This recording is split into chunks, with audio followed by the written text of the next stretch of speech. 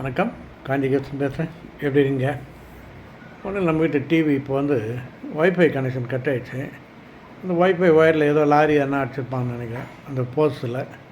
அதுக்காக ரிப்பேர் நடக்குது. அதனால் டிவிலாம் கொஞ்சம் அமைதியாக இருக்குது. அதனால் வீடு கொஞ்சம் நிசப்தமாக இருக்குதுன்னு வைங்களேன். இல்லாட்டி அதை பற்றி சீரியலில் ஏதோ ஒன்று கத்தின்னு இருக்கோம். அதான் விஷயம், வேறு இல்லை.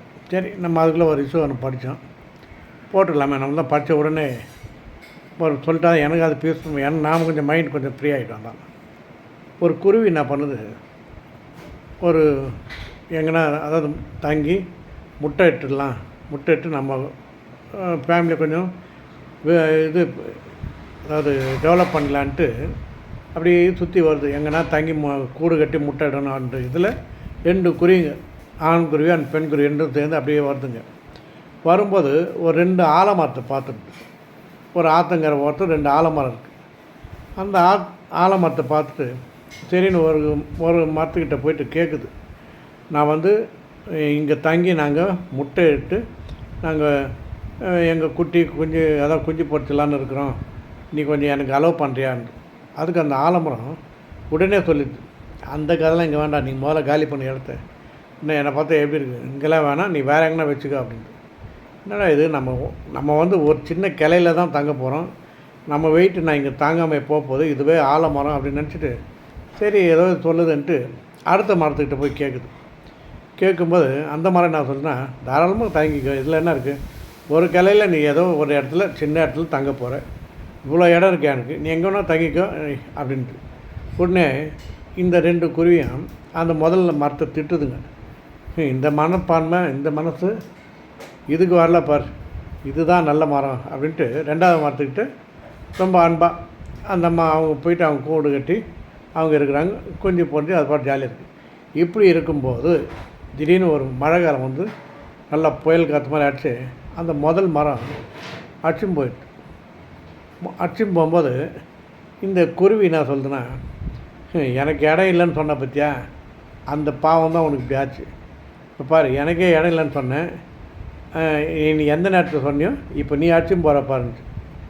ஆனால் அதுக்கு அந்த அடிச்சும் போகிற முதல் மரம் என்ன சொல்லுதுன்னா, உனக்கு சொன்னதே நான் இந்த ஆத்தங்கரில் ரொம்ப வீக்கான இடத்துல இருக்கேன், என்னை நம்பி நீ வந்துட்டேன்னா உன் ஃபேமிலியும் போயிடும், நான் போகிறத பற்றி இல்லை அப்படின்னு அது சொல்லுது.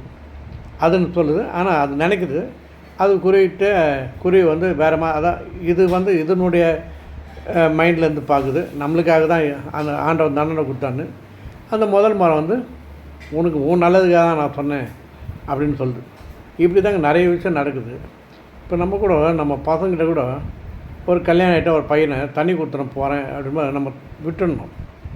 அதாவது அவனை கம்பல் பண்ணி தண்ணி கொடுத்துட போகிறான்னு அவனே போகிறான்னு விட்டுடணும். காரணம் கொஞ்சம் நிம்மதியாக இருக்கட்டும். அதே மாதிரி நம்ம சக்திக்கு மீறி ஒரு பொண்ணு கல்யாணம் பண்ணுறோம், எல்லாம் ஒரு வசதிக்கு, அதாவது அவன் நல்லா இருக்கணுன்றதுக்காக தான் சில சுதந்திரத்தை நம்ம விட்டு கொடுத்து மற்றவங்களுக்காக வாழணுன்றதுக்காக அந்த குருவி கதை நல்லா இருந்தது. அதான் விஷயம். அதே மாதிரி உங்களுக்கு எதனால் ஒரு சோதனை வந்துச்சுன்னா, அதாவது ஒரு கஷ்டம் வந்துச்சுன்னா, நம்ம உடனே சொன்னோம், என்ன அந்த ஆண்டோட கொஞ்சம் கூட கண்ணே இல்லையா, நம்மளுக்கு போய் இப்படி வந்துச்சு அப்படின்னு நம்ம யோசிப்போம். அது வேறு யாருன்னா வரட்டுமே, இப்போ தான் என் கண்ணு திறந்த ஆண்டவன் எப்படி பனிஷ்மெண்ட் கொடுக்குற மாதிரி இதுதான் சாமின்றது அப்படின்னு சொல்கிறோம்.